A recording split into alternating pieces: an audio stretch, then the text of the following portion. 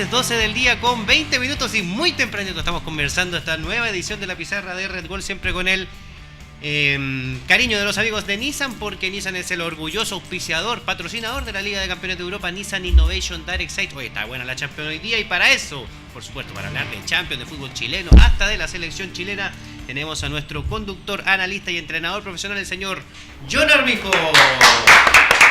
La pelota. Una. Yo no tengo. Y al tiro la otra. La otra. Hoy día 2. Mira. Buenos días a todos, buenos días a toda la gente que nos sigue en Red Bull. Tenemos un programa interesantísimo, vamos a tocar varios temas, vamos a trabajar, ¿cierto?, todo lo que es el fútbol nacional, vamos a ver algunos elementos, ¿cierto? Mañana habla nuestro profesor Rueda en la selección. No, estamos preparados, porque en la primera conferencia de prensa que dio, dejó a todos muy satisfechos, por primera vez que un entrenador contesta con la verdad, con la cara al frente. Muy bien, y en la selección. Y sobre eso vamos a hacer un poquito más específico y vamos a tratar, ¿cierto? Muchos han hablado del microciclo, lo que hace Rueda específicamente, y vamos a traerle a ustedes, bueno, vamos a cambiar el dato y les voy a hablar que es morfociclo. Dado la metodología que ocupa el profesor Rueda, que es la periodización táctica, y vamos a explicar un poco lo que es la periodización en relación, ¿cierto?, de manera muy simple, de manera muy general. Didáctica también, para que la gente vamos a botar este balón. ¿Ya? ¿Por qué traigo dos balones? Porque este se nos va, Nico. Lo vamos a tirar a la gente y que nos escriba en gato, here to create. Here to create. Quiero el balón de ahí de... Hashtag le dicen los millennials. Pero es de futsal, así que ahora que empieza los baby de las empresas, los amigos en la casa, aquí tienen un baloncito para poder, ¿cierto?, tenerlo ahí en sus partidos. Está bueno, debe pegar. Está bueno. ¿Listo? Oye, ¿te parece que comencemos entonces con la revisión del fútbol chileno? Y fíjate que tenemos un partido que es que fue muy fome, pero como todo deja en la vida, Iquique Católica. Y este es el análisis que nos entrega el profesor John Armijo. Bueno, Católica, este es el gol de Católica, minuto 84. Claro, el contexto del partido es una Católica muy pragmática que un poco está aprovechando las situaciones que se va creando. Trata de contener a sus equipos, no tiene un ataque tan abismante ni una presión tan elevada, sino que ocupa los espacios que le dejan al rival y sobre todo, por ejemplo, elementos muy tácticos. Acá vemos un saque lateral del conjunto de Iquique y vemos que desde el saque lateral la gente de Iquique no tiene muchos elementos desarrollados en función de este balón detenido, que también... nuevo, Miguel Rifo. Sí, pero podría haber venido trabajado desde antes.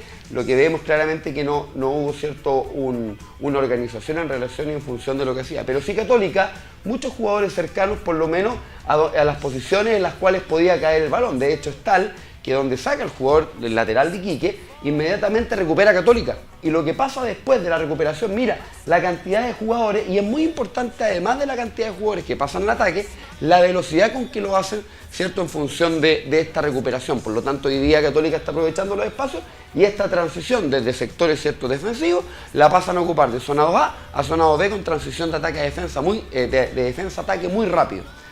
Y esto me hace recordar ahí en una entrevista... Eso quería escuchar yo. De los años... Bielsa ya se fijó en esto. De los años 90, Scoponi decía, Scoponi fue un jugador, ¿cierto?, de Newell's, arquero de los años 90, y una vez habló de Marcelo Bielsa en una entrevista y decía que Marcelo Bielsa lo obligaba, Nico, a tirar y sacar ese saque de fondo al lateral contrario. ¿Para qué? Claro, porque los equipos tienen un nivel organizativo de presión alta, que la pelota cuando está en esta función del saque lateral es mucho mejor recuperada, por decirlo así, y se aprovechan estas recuperaciones para poder hacerle daño al rival. Bueno, dicen que el lateral ofensivo es un arma de doble filo precisamente por eso, porque hay uno que saca el lateral y hay solo 10 jugadores en la cancha. En cambio el rival tiene 11 jugadores.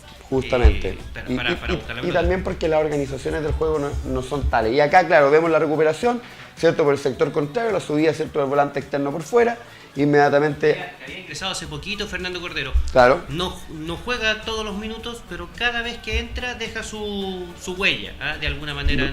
Pasa también que cuando entra y por la capacidad física que tiene o por la velocidad que utiliza, por el perfil que marca diferencia en este sentido. O sea, está entrando y está entrando mejor del complemento que cuando antiguamente lo hacía, ¿cierto?, en funciones del comienzo del partido. Y en situaciones, ¿cierto?, hay una pelota cruzada para que es aprovechada, ¿cierto?, por por Fuente incluso, que hace el gol, un volante defensivo de la Católica, y ahí pudo, ¿cierto?, marcar lo que a la postre fue el único gol del partido. Está bueno porque aparece David Enrique, este muchacho joven de la Católica, como único delantero en esa jugada. Claro. Los otros son César Fuente, el Chiqui Cordero y el Chapa Fuenzalía, que es el que entrega el rebote. Bueno, pero acá vemos que Católica ha ido variando, cambiando, cambia 5 o 6 jugadores, ahora se le había lesionado Buenanote, entonces de alguna manera este mismo recambio le está dando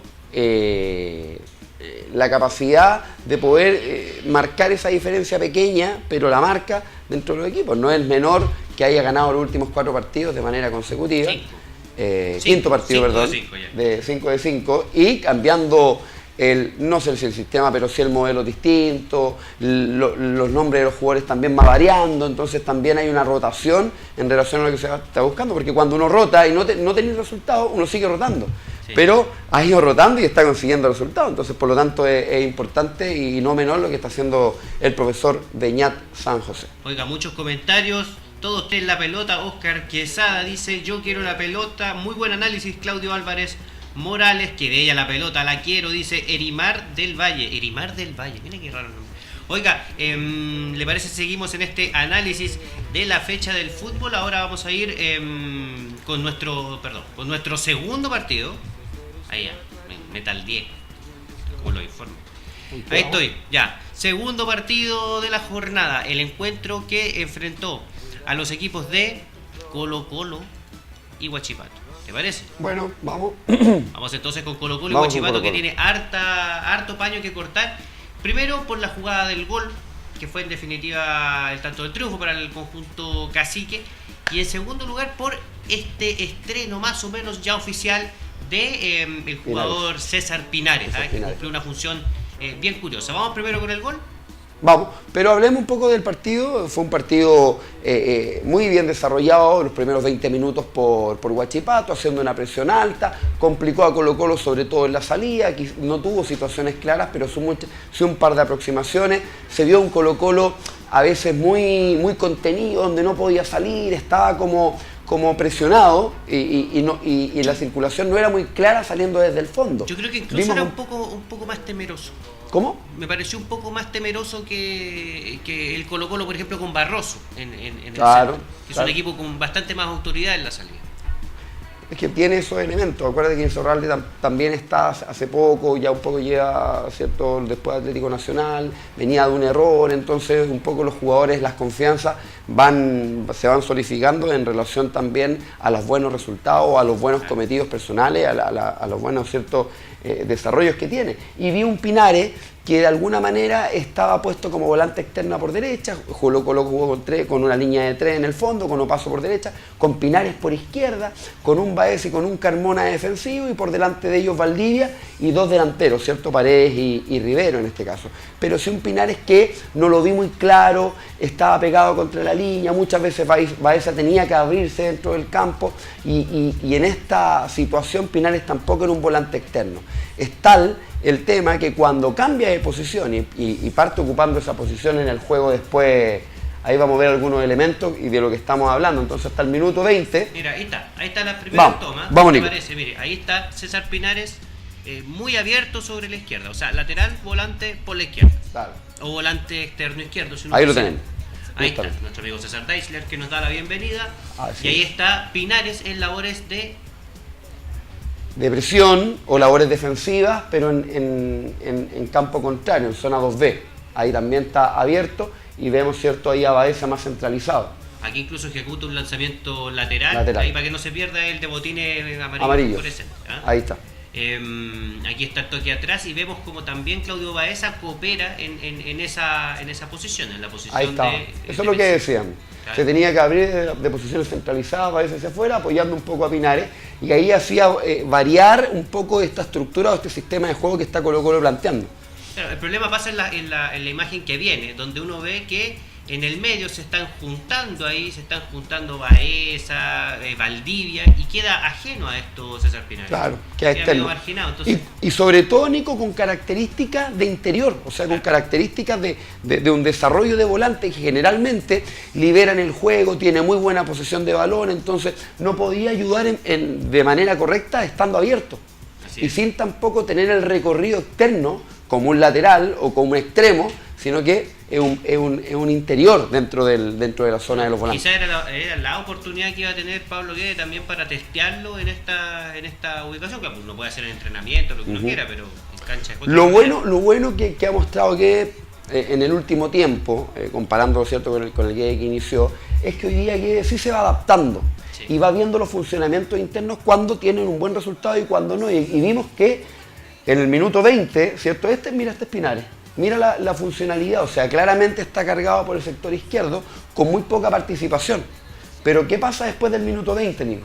Mira a Pinares, se centraliza y empieza a marcar elementos. De hecho, este es el gol, el que está marcado en amarillo. Entonces, mira el funcionamiento interno que tiene, independiente de haber perdido balones, marca que hay una tendencia de un mejor rendimiento en sectores medios que trabajando por la banda. Entonces, es que además, si uno quisiera como reducir las condiciones de Pinares, es lanzador. Claro. O sea, y uno dice, claro, el que lleva la pelota es Valdivia, pero el lanzador es Pinares. Entonces, si uno condiciona al lanzador a jugar solo con un perfil apretado contra la orilla, uno pierde muy parte de las condiciones que y fuera de eso también tiene gol. Lo vimos en Unión Española, cuántas veces conducir y terminar una buena jugada con un buen remate, o por lo menos muchas situaciones creadas desde ese funcionamiento, desde adentro hacia afuera. Oiga, no de afuera hacia adentro. No es que Pablo Guede haya dejado botado el sector, porque ahí podemos ver cómo lo va a reemplazar. Primero Felipe Campos en esa posición, y luego también Claudio Baeza, número 23 y número 23. Campos y Baeza fueron rotando la funcionalidad tanto del volante externo como la del central. El que ocupaba esas posiciones, mira, porque ahí están compartiendo los números 23 el 23 Baeza, y ahí está el 28 que es Campos, ¿viste? Y ahí vemos un compromiso de parte de los dos, tanto en funciones ofensivas, ocupando la zona del volante externo izquierdo, pero también defensiva, ocupando la zona del central. Mira qué interesante. Y en este mismo recorrido es donde surge, y por eso lo destacábamos, el gol de Colo-Colo. Claro, ahí está. Se inicia con una infracción bien clara de Carmona, que no sanciona el juez. El balón lo recupera Pinares. El mismo Pinares, mira. Y donde inicia. Levantamos la cabeza por el carril que decía John, el carril del volante del interno izquierdo, digamos. Ahí va, ¿cierto?, la recuperación, y la marca, ¿cierto?, de adentro hacia afuera Paredes. Y ahí está. El pase de Paredes es maravilloso, ¿no? Es maravilloso. Mira la cantidad de jugadores de Huachipato, 3 contra 1, pero todos preocupados, lo volvemos a decir, del balón. Ahora, no sé si fue entre el central y Lampe, ahí el arquero, ¿cierto?, que podrían haber hecho algo. Redgol.cl, que estaba ahí en la... También estaba mirando ahí a Redgol. Pero bueno, marcación estricta dentro del área, la hemos hecho, creo que todos los programas. En todos los tonos. Todos los programas. En todos los tonos. Y fíjate que aquí hay un aspecto para destacar. Nosotros habíamos dicho que la última línea de Colo-Colo no estaba funcionando bien porque no sobraba ninguno en algunas instancias en que iban hombre con hombre. Claro. Nos pasó en los partidos pasados, pero Insaurralde ya está internalizando esta situación, y se puede ver en esta jugada que tenemos ahora. Ahí va. Bueno, lo habíamos visto el partido pasado, que Insaurralde en línea, ¿cierto?, defensiva no salía. Y hoy día vemos cuando la gente de Huachipato pasaba a función y quedaba de manera intermedia los movimientos que ya están desarrollados. Insaurralde va hacia adelante, ¿a dónde va? Aquí, sale hacia adelante, y el volante externo, o el central en este sector, el 23 es, Nico, Baeza. El 23 Baeza, claro. Baeza, que estaba jugando, ¿cierto?, como volante o como defensor. Volante externo, se posicionaba, ¿cierto?, y ahí armaba la línea de 4, por lo menos, lo que no pasó en el partido con Atlético Nacional. Hoy día Colo-Colo ya lo está mejorando y ya se está viendo por lo menos en el sector del campo. Ahí no alcanzó a llegar. Porque hay un tremendo remate. Sí, está bien, pero por lo menos el movimiento se están tratando de ejecutar, lo que hace que en la zona, claro, ahí tiene un más acierto, ¿cierto?, más que la presión, el acierto del pateador, pero ya no queda el espacio que se marcó, por ejemplo, contra Atlético Nacional en el gol. Sí, y además exige al pateador, o sea, al rematador, a pegarle al arco, claro, porque ya tiene sus dos alternativas de pase en posición de adelanto. Claro, justamente, y las marcas ya están tomadas. Solamente por el sector derecho, claro.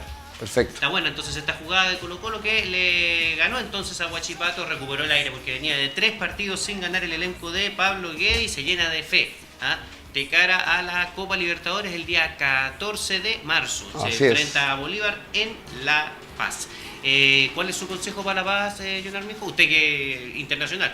Cuando no existe el calendario ni el tiempo de recuperación, o adaptación a la altura, hay que ir el mismo día, Nico. El menor tiempo posible, las condiciones que antes de que empiece, ¿cierto?, los efectos adversos de la altitud.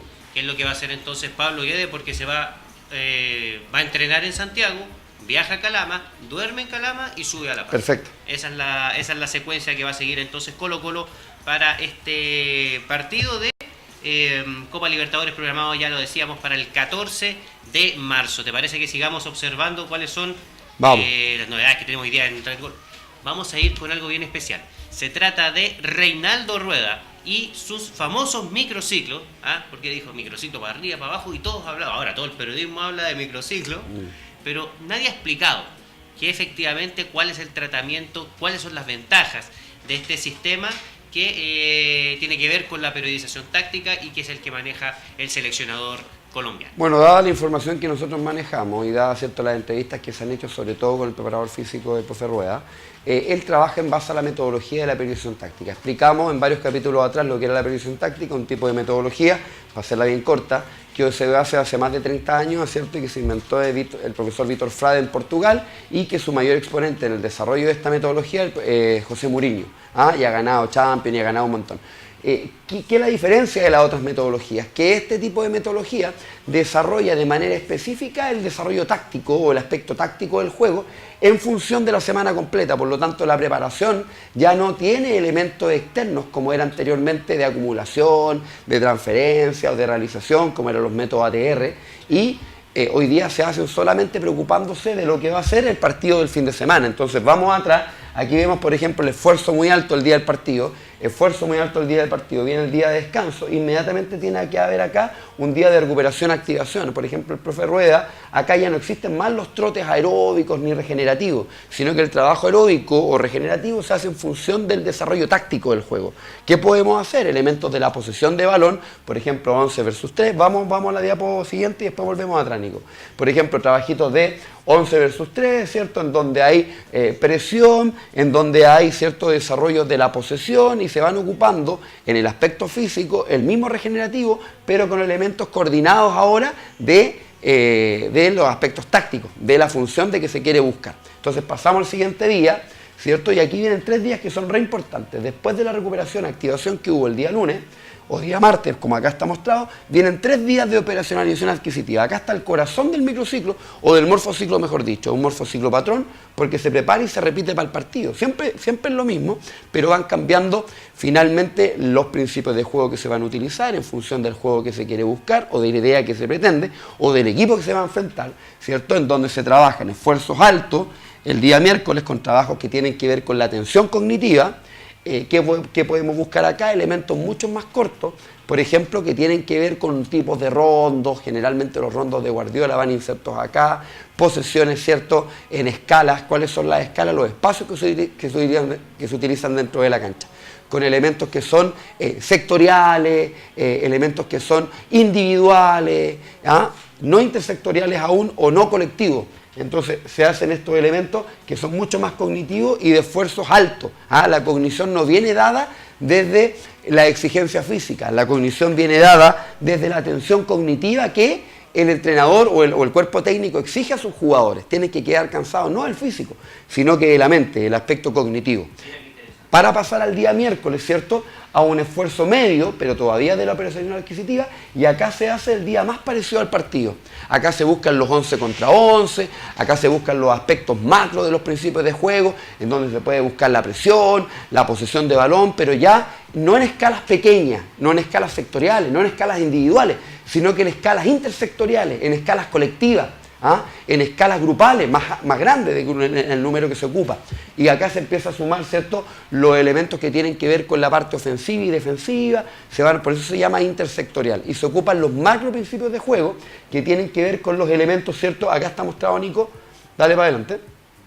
hacia adelante. Y acá vemos, ¿cierto?, elementos del 11 contra 10, ¿cierto? Aquí hay unos ejemplos específicos que yo les muestro, pero que quizás no corresponden a lo que va a hacer Rueda específicamente, pero acá ya hay 2 arcos dentro de la cancha, acá vemos los carriles que se utilizan en el juego, la idea que pretende el entrenador, y aquí se tiene que acercar lo más posible. Y acá sí la tensión cognitiva desciende, porque ya empiezan a jugar al fútbol, es lo que más al futbolista le gusta realizar, hacer.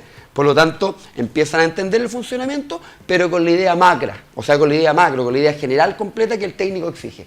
Para pasar al día siguiente, Nico, al anterior, dale al anterior, volvamos acá, que es un esfuerzo medio del punto de vista físico, ¿ya? Y que tiene que ver con la velocidad operacional adquisitiva en relación a la velocidad. Y en la velocidad, ¿qué es lo que se ocupa más? Generalmente, elementos que tienen que ver con la finalización, elementos que tienen que ver con el remate posicional, elementos que tienen que ver con la finalización del último cuarto de cancha, con la zona 3, y en donde el jugador sí piensa, pero piensa de una manera mucho más rápida. La toma de decisiones en ese día tiene que ser más corta, más precisa, más concisa, justamente.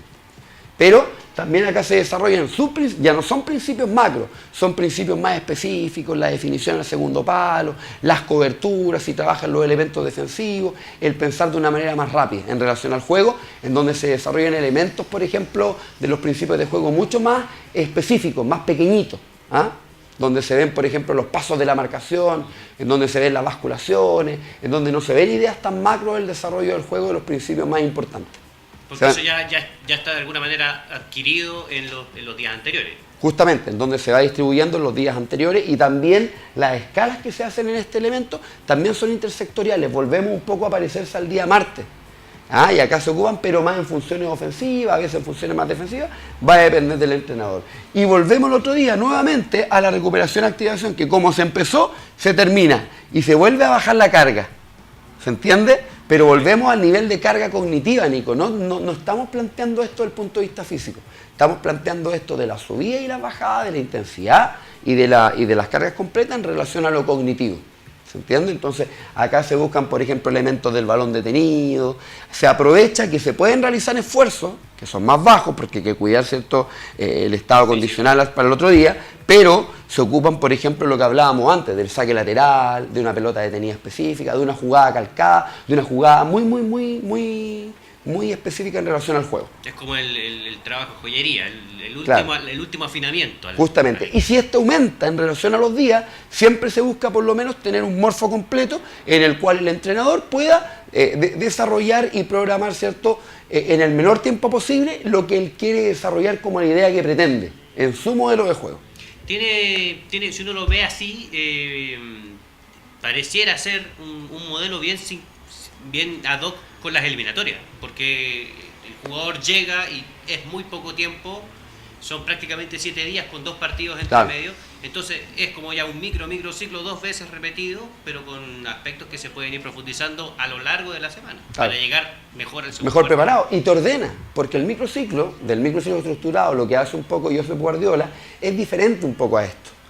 Y se buscan, después lo vamos a mostrar con más especificidad en relación a esto, pero se busca, por ejemplo, una idea mucho más general en relación a lo que se busca acá, que es lo táctico, que es la idea que se pretende.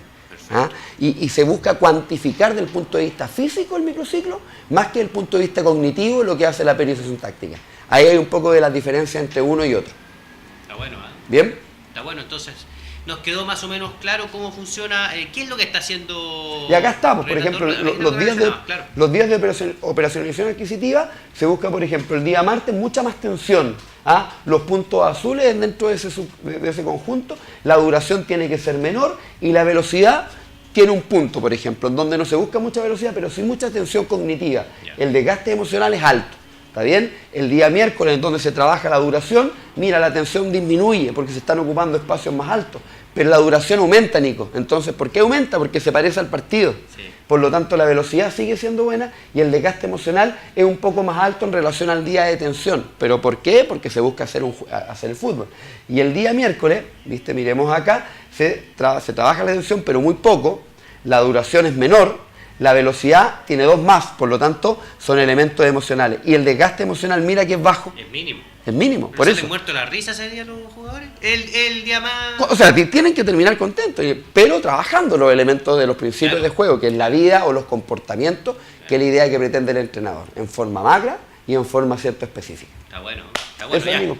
Está explicado muy general, así, tiene muchos más elementos, pero para que la gente entienda, lo tratamos de hacer así. Porque nos estamos tratando de poner al día con el trabajo de Reinaldo Rueda, en el que obviamente tenemos mucha fe, y el que están ahora desarrollando 27 futbolistas chilenos allá en Juan Pinturán toda esta semana, así que hay harto trabajo por ahí. Bueno, estamos con Nissan, porque Nissan es el orgulloso patrocinador de la Liga de Campeones de Europa, Nissan Innovation Direct Sites, y vamos a revisar una última colita que nos quedaba acá, que está muy interesante. Fíjate que ayer publicamos acá en Red Gold una entrevista que dio el jugador Sebastián Abreu, donde decía que no se sentía útil en Audax Italiano, y esto por cómo jugaba el Audax.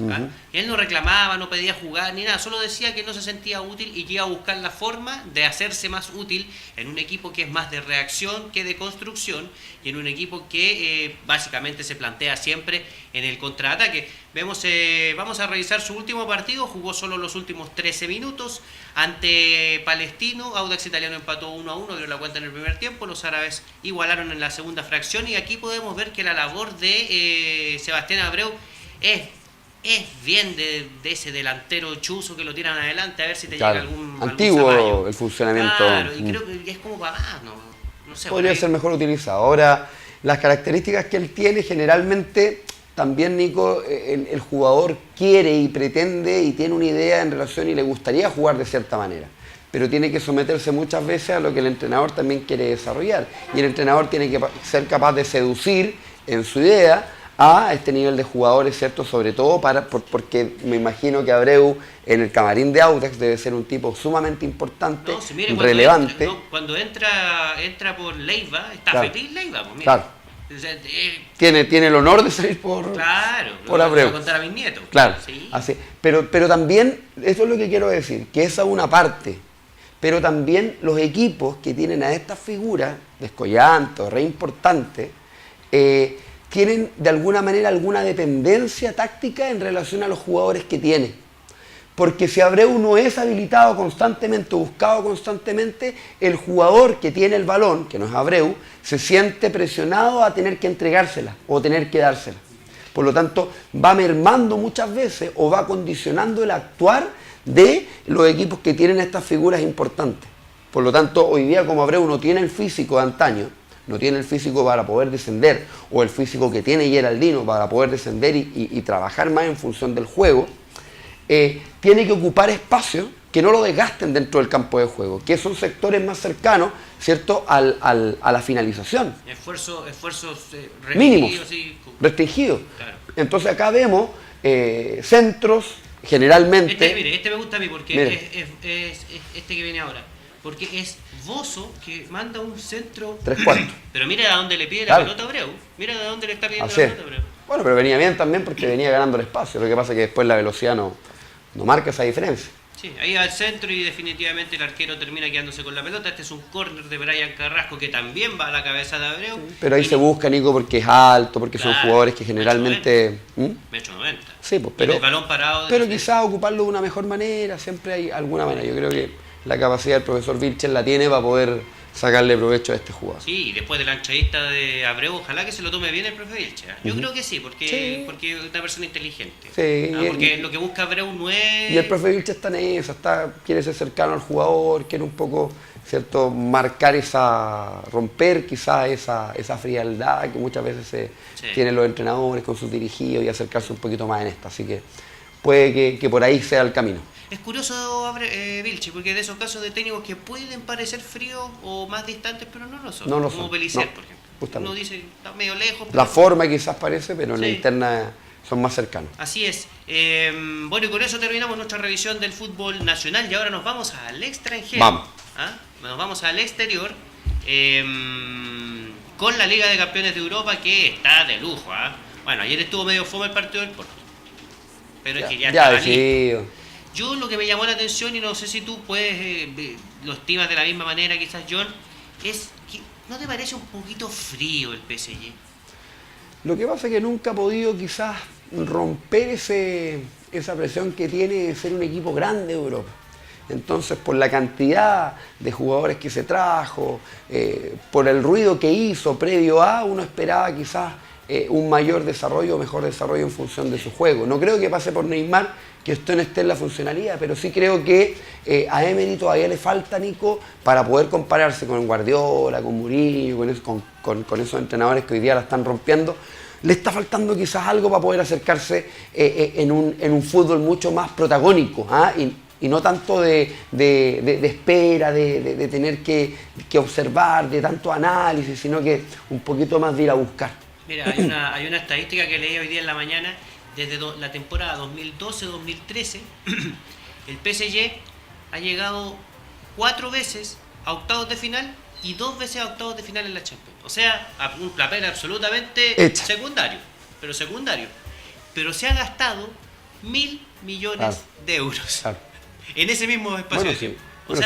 Por el PSG, Francia hoy día pasó de ser cuarto, quinto en el ranking de los países que más gastan. Más gastan, bueno, a ser uno de los... Es por ese amigo que tiene ahora en pantalla, pues, por Al-Khelaifi, que ahí se pone con los morlacos. Irrupción de mercado. Sí, espectacular. Bueno, hay Champions League hoy día, 16:45 horas, Manchester City recibe al Basilea, ya absolutamente resuelta, pese a que el señor John Armijo siempre le pone una ficha al Basilea.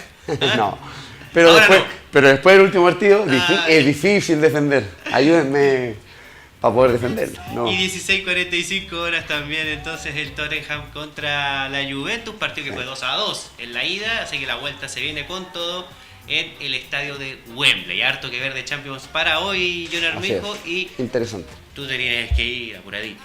Sí, vamos viajando de nuevo a Rancagua City. Ya, y este programa ya dedicado, ¿cierto?, a Mauro Meléndez, capitán de O'Higgins, que falleció en los últimos días. Un abrazo también a toda la familia o'higginiana. Muy joven. ¿Ah? Muy joven. 50 no tenía 60.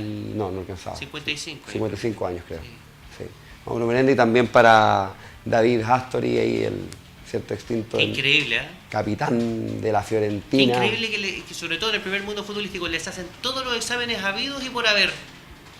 Y siguen pasando estas cosas. Y fue tan sorpresivo. De hecho, hay una historia, la pueden leer aquí en Red Gol, que el tipo fue a jugar play en la noche, dejó los zapatos en la pieza de donde fue a jugar, se volvió a su pieza, se quedó dormido, le mandó un mensaje, el compañero de pieza le dijo: oye, se te quedaron tus zapatos acá, mañana los voy a buscar. Esas fueron sus últimas palabras. Así fue. Y no apareció el desayuno. Y ahí todo el plantel se... Justamente. Bueno, estas cosas, Nico, cuando están escritas, cuando pasan, tienen que ser así. Así que un abrazo grande para ellos, para su familia. Esperemos ahí que estén en paz y descansando. Y a toda la gente, cierto, que nos está viendo, esperemos que haber sido de su agrado, haber estado a la altura así de sus preferencias, y la próxima semana les vamos a traer el mismo nivel, o mejor aún, con más Champions, con más partidos, con más profundidad en relación a lo que queremos enseñarles.